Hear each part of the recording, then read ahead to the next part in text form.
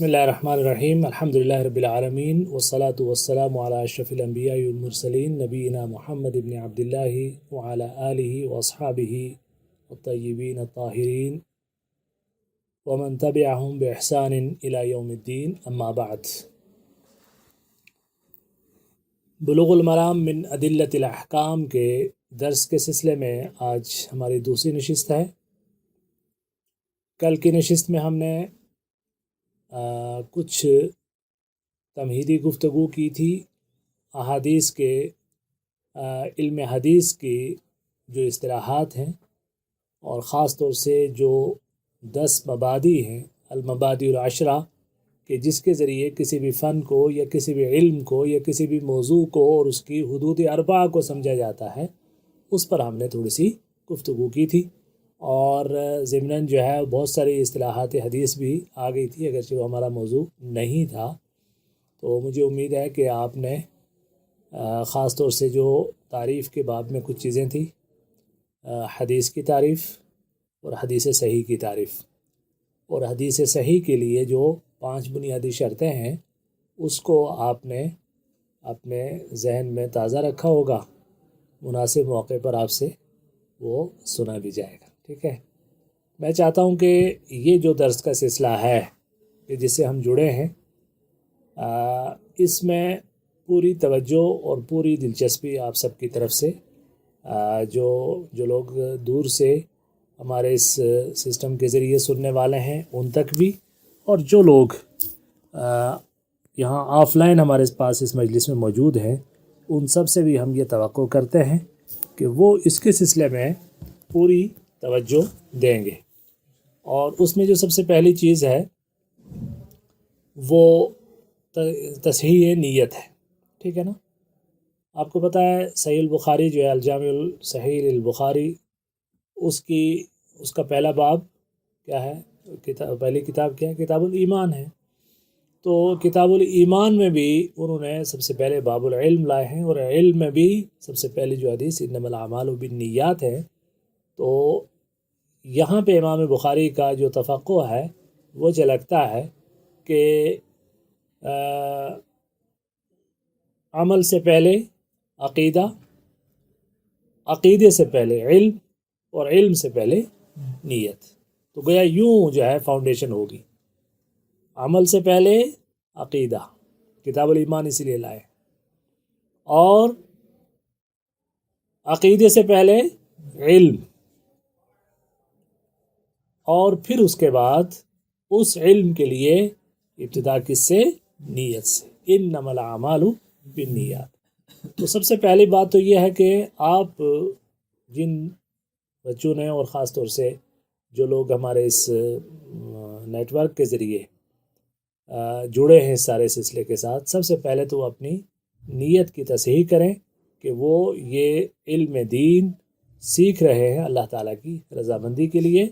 اور وہ ساری کی ساری فضیلتیں جو طالب علم کے لیے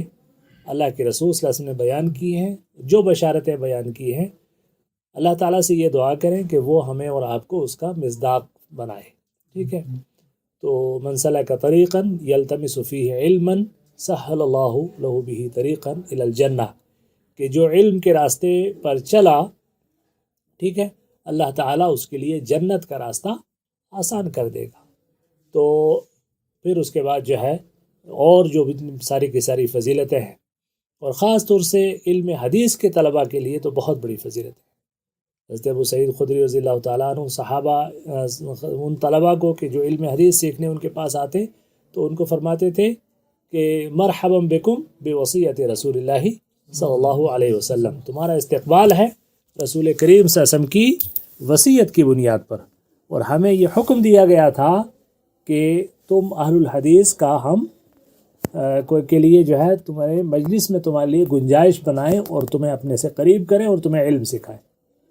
تو لفظ اہل الحدیث کا استعمال گویا ابو سعید خدری رضی اللہ تعالیٰ عنہ کی زبان سے بھی استعمال ہوا کہ تم ہمارے بعد اہل الحدیث ہو، ہمیں یہ حکم دیا گیا ہے کہ ہم تمہارے لیے مجلس میں گنجائش پیدا کریں۔ تو اس اعتبار سے سب سے پہلے تصحیح نیت، اور اس کے بعد تھوڑا سا جو کتاب ہے ہمارے زیر مطالعہ رہے گی، اس کا تعارف۔ تو دیکھیے صاحب، ہماری کتاب کا نام ہے بلوغ المرام من احادیث الاحکام۔ بلوغ المرام کا لفظی معنی کیا ہے؟ بلوغ میں پہنچنا، اور المرام مقصد تک پہنچنا، یعنی ہمارا جو مقصد ہے علم کے حاصل کرنے کا، اس تک ہمیں یہ کتاب پہنچائے گی۔ اور یہ من ادلۃ الاحکام، احکام کے دلائل پر مبنی ہے یہ کتاب۔ گویا فقہی احکامات جو بھی عبادات کے سلسلے میں ہیں اور آداب کے سلسلے میں ہیں، وہ ہمیں اس کتاب سے حاصل ہوں گے۔ تو آپ کو پتہ ہے قرآن کریم میں بھی آیات احکام ہیں، کم از کم 1000 آیات احکام ہیں، اور ان آیات احکام کو جو مفسرین کی تفسیر کی معروف کتابیں ہیں، ان میں کچھ ایسی کتابیں ہیں تفسیر کی کہ جو صرف آیات احکام کو ڈسکس کرتی ہیں، اور اس پہ فقہی اعتبار سے اس پر بحث اور تبحیث ہوتی ہے۔ چنانچہ الامام قرطبی کی جو تفسیر ہے، تفسیر قرطبی، وہ اس سلسلے میں نمائندہ تفسیر ہے۔ اس کے بعد جو ہے بہت ساری تفسیریں ہیں، احکام القرآن للجساس ہے، احکام القرآن جو ہے وہ ابن عربی ہے۔ تو اس طرح کی مختلف جو احکام قرآن پر جو کتابیں ہیں، وہ تفسیر کی کتابیں ہیں، وہ آیات احکام کی تفسیر ہے، اور اس سے ایک ایک آیت سے کتنے احکامات مستنبط ہوتے ہیں وہ ان کے اندر بیان ہوتے ہیں۔ تو بلوغ المرام بھی ان احادیث کی کتابوں میں سے ہے کہ جو احکامات کے سلسلے میں، فقہی احکامات کے سلسلے میں جو احادیث ہیں ان کو جمع کیا گیا ہے۔ عام طور پر اس طرح کی کتابوں کو سنن کی کتابیں کہا جاتا ہے۔ کچھ کتابیں جوامع ہیں۔ جامع کتب میں کیا ہوتا ہے کہ سب سے پہلے عقیدے سے ہوتا ہے، کتاب الایمان سے ابتدا ہوتی ہے، پھر اس کے بعد طہارت، اور پھر اس کے بعد دوسرے، اور پھر سیر اور مغازی اور مناقب، بہت سارے ابواب، گویا پورا کا پورا جو احادیث جو اللہ کے رسول صلی اللہ علیہ وسلم سے مختلف موضوعات پر آئی ہیں، ان سب کا جامع مجموعہ الجامع ہوتا ہے، جس کا سب سے اعلیٰ ترین نمونہ الجامع الصحیح محمد بن اسماعیل البخاری۔ ٹھیک ہے، تو ایک بات تو یہ ہوئی۔ دوسری بات یہ ہے کہ یہ ذہن میں رکھیے گا کہ جو بلوغ المرام ہے کتاب، یہ اوریجنل سورس نہیں بلکہ یہ سیکنڈری سورس ہے، ثانوی مصدر ہے۔ اصل جو اس میں جو احادیث نقل کی ہیں امام ابن حجر عسقلانی رحمہ اللہ نے، یہ ان جو کتب سنن ہیں، مشہور جو کتابیں ہیں کتب تسعہ، ان سے جو کتابیں ہیں انہوں نے احادیث ہیں ان کو جمع کیا ہے، اور یہ بہت اہم ترین کتاب ہے۔ اور اسی لیے کسی نے کہا تھا کہ متن زاد و بلوغ کافیان فی نبوغ، کہ بلوغ المرام اور زاد المستقنی جو ہے یہ فقہ حنبلی کی کتاب ہے، اس کا جو متن ہے وہ مہارت کے لیے کافی ہے۔ کسی آدمی کو بھی اگر فقہ میں مہارت چاہیے تو یہ دو کتابیں اس سلسلے میں بہت اہم ہیں۔ اس کتاب کی جو اہمیت ہے اس میں ایک چیز یہ بھی ہے کہ اس کتاب کے جو مصنف ہیں ابو الفضل شہاب الدین ابو الفضل احمد بن علی بن محمد الکنانی الشافعی المعروف بابن حجر العسقلانی، المتوفى سنۃ 852 ہجری میں ان کی وفات ہوئی ہے۔ تو ان کی خصوصیت یہ ہے ابن حجر کی کہ یہ محدث بھی ہیں اور فقیہ بھی ہیں، محدث بھی ہیں اور فقیہ بھی ہیں۔ چنانچہ انہوں نے جو یہ کتاب مرتب کی ہے، اس میں انہوں نے احادیث کو فقہی ترتیب کے ساتھ بھی رکھا ہے، اور ان تمام احادیث کو ذکر کیا ہے کہ جو دلیل بنتی ہیں کسی بھی شرعی حکم کا، جو دلیل بنتی ہیں کسی بھی شرعی حکم کا، تو اس طرح کی احادیث کو انہوں نے، چونکہ ادلۃ الاحکام کا مطلب ہی ہے۔ یہاں ایک سوال بھی ہوتا ہے، کبھی کسی نے گروپ میں اس بات پر بات بھی کی تھی کہ کیا اس میں تو ساری احادیث صحیح نہیں ہیں۔ دیکھیے بلوغ المرام میں احادیث صحیح بھی ہیں، حسن بھی ہیں، اور تھوڑی سی احادیث ضعیف بھی ہیں، ساری کی ساری صحیح نہیں ہیں، اگرچہ اس کا ایک غالب حصہ صحیح اور حسن احادیث پر ہے، اور کچھ احادیث اس میں ضعیف بھی ہیں۔ تو امام ابن حجر عسقلانی رحمہ اللہ نے کوئی بھی ایسی حدیث ضعیف ذکر نہیں کی ہے، چونکہ وہ خود علم حدیث کے بھی بہت بڑے نقاد تھے، اور بعض حضرات تو یہ سمجھتے ہیں کہ ابن حجر کے بعد احادیث کے صحت پر یا ضعف کا حکم لگانے کا کسی کو حق نہیں ہے. گویا یہاں پر فل اسٹاپ ہو چکا ہے، حالانکہ ایسا نہیں ہے. بہرحال وہ ایک عظیم محدث اور ناقد بھی تھے، تو اس اعتبار سے ان کا ایک ذوق تھا. تو یہ نہیں کہا جا سکتا کہ جن ضعیف احادیث کو انہوں نے نقل کیا ہے وہ جو ہے ضعف کے کسی خطرناک درجے پر ہیں. مطلب یہ ہے کہ ان میں جو علت ہے وہ ایک خفیہ علت ہے، یا ایسے کچھ جو ہے وہ اس کا ضعف بہت ہی یسیر یا مطلب ہلکا ہے. اور ایک اور اہم بات کہ امام ابن حجر رحمہ اللہ نے اس میں جو ضعیف حدیث بھی اگر کہیں نقل کی ہے تو اجماع کے ذریعے اس کی تائید بھی ہوتی ہے، اس حکم کی اجماع کے ذریعے تائید ہو رہی ہے، اور حدیث انہوں نے بطور حوالہ ذکر کر دی ہے. چنانچہ بہت ساری ایسی احادیث ہیں کہ جو ہے وہ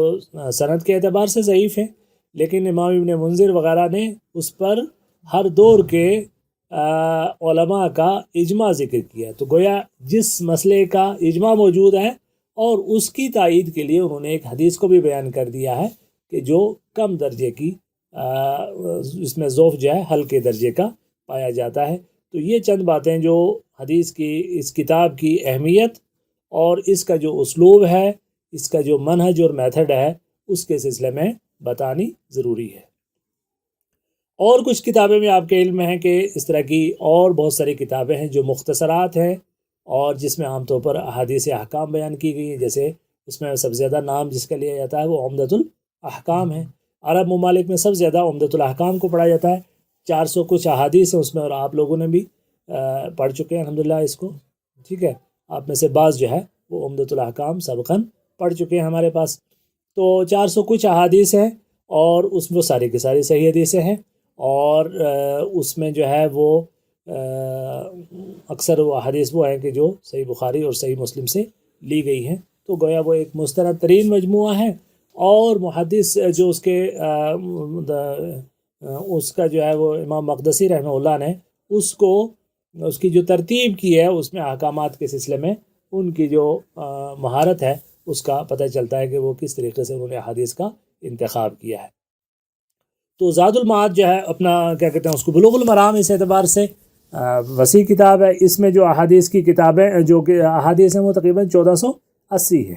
1480 احادیث جو ہے وہ اس کے اندر ہیں. تو ظاہر اس کے مقابلے میں بہت بڑا یہ جو ہے وہ مجموعہ ہے. اسی طریقے سے دوسری جو مختلف کتابیں اس سلسلے میں المحرر فی الحدیث ہے، یا ہمارے ہندوستان اور پاکستان میں صحیحین یا سیاستہ کے آنے سے پہلے ایک کتاب عام طور پر جو ہے پڑھی جاتی تھی. امام ساغانی لاہوری رحمۃ اللہ علیہ 6 صدی کے وہ ایک محدث تھے، اور ان کی تھی مشارق الانوار.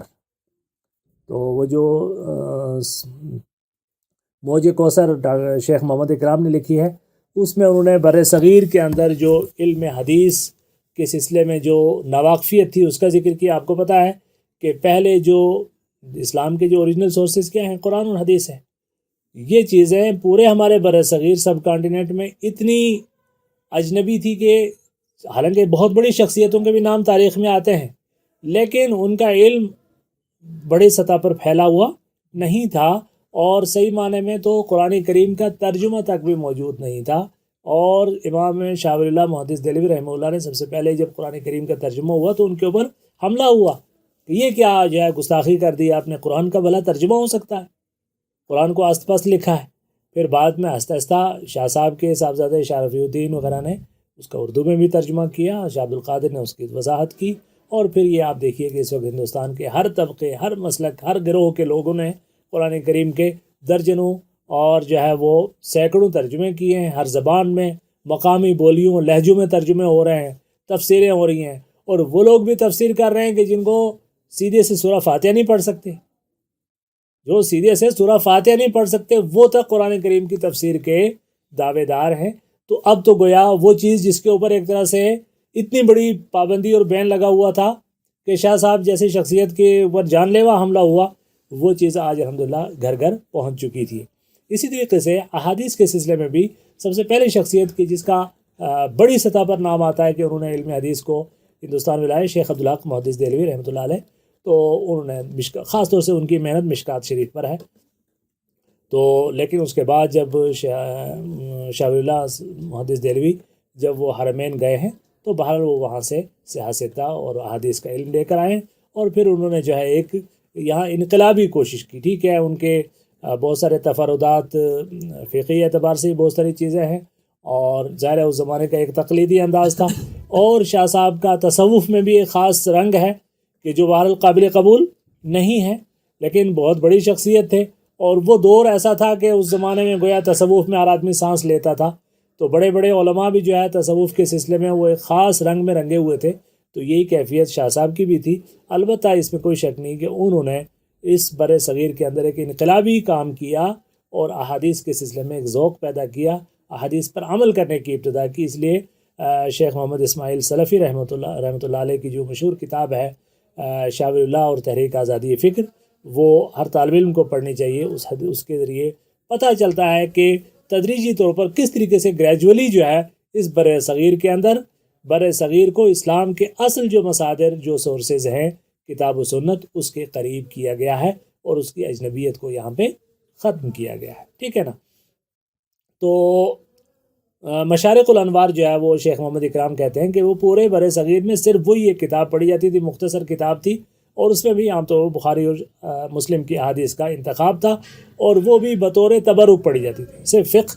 فلسفہ، منطق اور وہ سارے کے سارے علوم پڑھے جاتے تھے، اور حدیث کو بطور تبرک پڑھا جاتا تھا، وہ بھی صرف مشارق الانوار کا وہ ایک چھوٹا سا نسخہ۔ باقی جو ہے یہ جو آج جو ہے سیاستہ پڑھی جاتی ہے بخاری اور مسلم، وہ سب چیزیں عوام الناس میں اس کا تذکرہ نہیں تھا۔ تو اس کے بعد جو ہے بر صغیر میں جس حدیث کی کتاب کا سب سے زیادہ چلن ہوا وہ مشکات المصابیح ہے۔ مشکات المصابیح جو ہے وہ بہرحال ایک بڑی کتاب ہے، اور وہ خود جو ہے کیا کہتے ہیں اس کو ایک طرح سے اختصار ہے، یعنی توسیع ہے ایک دوسری کتاب کی۔ تو یہ اس اعتبار سے یہ سمجھیے کہ بر صغیر میں سب سے زیادہ جس حدیث کی کتاب کا تعارف ہوا ہے، اور یقیناً بہت بڑی جامع کتاب بھی ہے، اور اس پر جو ہے مشکات المصابیح اس کی خدمت بھی ہر طبقے کے لوگوں نے کی۔ اردو میں اس کی تشریح ہے، اور جو ہے شرح ہیں، عربی میں ہے، فارسی میں ہے، اور سب سے زیادہ جو ہے بر صغیر میں ہی مشکات المصابیح پر محنت ہوئی ہے۔ عرب دنیا میں اس پر اتنی زیادہ محنت نہیں ہوئی ہے۔ خاص طور سے شیخ عبید اللہ رحمانی مبارک پوری رحمۃ اللہ علیہ نے جو ہے اس پر جو مرآت کے نام سے جو شرح کی ہے، وہ ایک بہت ہی عظیم ترین شرح ہے، اور فقہ اسلامی کا ایک بہت بڑا ذخیرہ ہے جو شیخ عبید اللہ رحمانی رحمۃ اللہ علیہ نے جمع کر دیا ہے۔ تو بہرحال یہ ہے، اور یہ بھی ذہن میں رکھیے گا کہ بلوغ المرام بھی بذات خود جو ہے یہ توسیع ہے الامام ابن دقیق العید کی جو کتاب ہے الامام فی حدیث الاحکام، یہ گویا اس کے اوپر اضافہ اور اس کی ترتیب نو ہے جو امام ابن حجر عسقلانی رحمۃ اللہ علیہ نے کی ہے۔ اور یہاں ایک اور خوبصورت نقطہ جو میں آپ کے سامنے بیان کروں، بعض تذکرہ نگاروں نے یہ لکھا ہے کہ امام ابن حجر رحمہ اللہ نے اس کتاب کو اپنی بیٹی کو بطور جہیز لکھ کر دیا تھا تحفے کے طور پر۔ لیکن کچھ کتابیں ایسی ہوتی ہیں کہ جن کو اللہ تعالیٰ کی طرف سے قبولیت حاصل ہوتی ہے، تو اس اعتبار سے اس کی کتاب کی بہت بڑی قبولیت جو ہے وہ اللہ تعالیٰ بندوں کے دلوں میں قبولیت ڈالتا ہے۔ میں تو مثال دیا کرتا ہوں کچھ کتابوں کی کہ بظاہر سیرت پہ سینکڑوں کتابیں لکھی گئی ہیں اور اچھی سے اچھی ترتیب کے ساتھ لکھی گئی ہیں، لیکن جو مقبولیت اللہ تعالیٰ نے رحمت للعالمین اور الرحیق المختوم کو دی اس کی مثال نہیں ملتی۔ عربی میں تو زاد المعاد ہے، لیکن اس میں اردو میں رحمت للعالمین اور الرحیق المختوم کو جو قبولیت اللہ تعالیٰ نے دی ہے یہ صرف اللہ تعالیٰ کا فضل ہے۔ اسی طریقے سے اور ایک چھوٹا سا حسن المسلم ہے، یعنی دعاؤں کی درجنوں کتابیں، دعاؤں کی درجنوں کتابیں، اچھی سے اچھی کتابیں ہیں، یہاں تک کہ سعودی عرب کے موجودہ جو سعودی حکومت کے بانی شاہ عبدالعزیز رحمہ اللہ ہیں، ان کی بھی باضابطہ الورد المصفر المختار کے نام سے جو ہے دعاؤں کا ایک مجموعہ ہے جو انہوں نے مرتب کیا تھا، اور وہ بہت معروف ہے۔ اور ظاہر ہے ایک بادشاہ کا مرتب کردہ جو دعاؤں کا مجموعہ ہے وہ سب سے زیادہ چلنا چاہیے، لیکن اللہ تعالیٰ نے یہ جو ایک چھوٹا سا حصن المسلم کا نام کا یہ مجموعہ ہے، اس کو اللہ تعالیٰ نے اتنی قبولیت دی، تو میں اسے کہتا ہوں کہ کتابوں کے سلسلے میں کچھ اللہ تعالیٰ کی طرف سے قبولیت کی بات بھی ہوتی ہے، اور وہ لکھنے والے کی اخلاص پر یہ چیزیں مبنی ہوتی ہیں، تو اس اعتبار سے بلوغ المرام کو بہت بڑی قبولیت بھی حاصل ہوئی اور دنیا نے اس سے بہت زیادہ نفع بھی حاصل کیا۔ تو بہرحال یہ اس کتاب کا اور اس جیسی دوسری کتابوں کے اس مختصر تعارف کے بعد کل انشاءاللہ ہم اس کا پہلا کتاب و طہارت سے باب المیاہ سے جو پہلی حدیث ہے اس سے ہم کل ابتدا کریں گے۔ تو سبحانک اللہم و بحمدک نشہد ان لا الہ الا انت نستغفرک و نتوب الیک۔ اور ایک بات میں آپ طالب علموں سے کہوں گا، کل بھی میں نے کہی تھی کہ آپ اپنی ایک رجسٹریشن کر لیں آپس میں کہ بھئی آپ نے پابندی کے ساتھ آنا ہے، اور جو لوگ بیٹھیں وہ اپنے آپ کو اس سلسلے میں ذمہ دار بھی سمجھیں کہ آپ سے سوال بھی ہوگا اور سوال جواب بھی۔ اسی طریقے سے جو لوگ اس ہمارے چینل کے ذریعے جو لوگ جڑے ہیں ان سے میں یہ کہوں گا کہ وہ بھی جو نمبر دیا گیا ہے اس کے اشتہار میں، اس میں اپنے آپ کو رجسٹر کروا لیں میسیج کے ذریعے، اور پھر ہم ان کا ایک واٹس ایپ گروپ بنا دیں گے۔ تو واٹس ایپ گروپ جب بن جائے گا تو رجسٹریشن کا مطلب یہ نہیں ہے کہ ہم آپ سے کوئی فیس لینا چاہتے ہیں، میں یہ چاہتا ہوں کہ جو لوگ بھی اس سلسلے سے جڑنا چاہتے ہیں ان کی کمٹمنٹ ہمیں چاہیے، ان کی کمٹمنٹ ہمیں چاہیے کہ وہ اس حوالے سے اس سلسلے کے ساتھ سنجیدگی کے ساتھ جڑنا چاہتے ہیں۔ خاص طور سے ہماری جو بہنیں اور بچیاں ہیں تو وہ اپنا ایک الگ گروپ ان کا بھی بن سکتا ہے۔ تو اس طریقے سے یہ ہمارے واٹس ایپ گروپ ہیں، اور پھر ہم ہفتے میں ایک بار جو ہے ان کے سوال اور جواب کو بھی ایڈریس کریں گے، کیونکہ یہ دونوں موڈ ہیں اس کے، یہ آف لائن بھی ہے آن لائن بھی ہے۔ تو جو لوگ آف لائن موجود ہیں ان کے سوالات تو لیے جا سکتے ہیں، لیکن جو لوگ آن لائن ہیں ان کے سوالات کا یا اس طرح کیا ہے، تو اس سلسلے میں ہفتے میں ہم کویسچن آنسر سیشن بھی رکھیں گے، تو ان کے جو بھی سوالات ہوں گے وہ ہمارے اس جو واٹس ایپ گروپ ہوگا اس کے ذریعے ہی ہوں گے اور ان کا جواب دیا جائے گا انشاءاللہ۔ تو اسی پر آج کے درس کو ختم کرتے ہیں۔ سبحانک اللہم و بحمدک نشہد ان لا الہ الا انت نستغفرک و نتوب الیک، وصلی اللہ علی النبی۔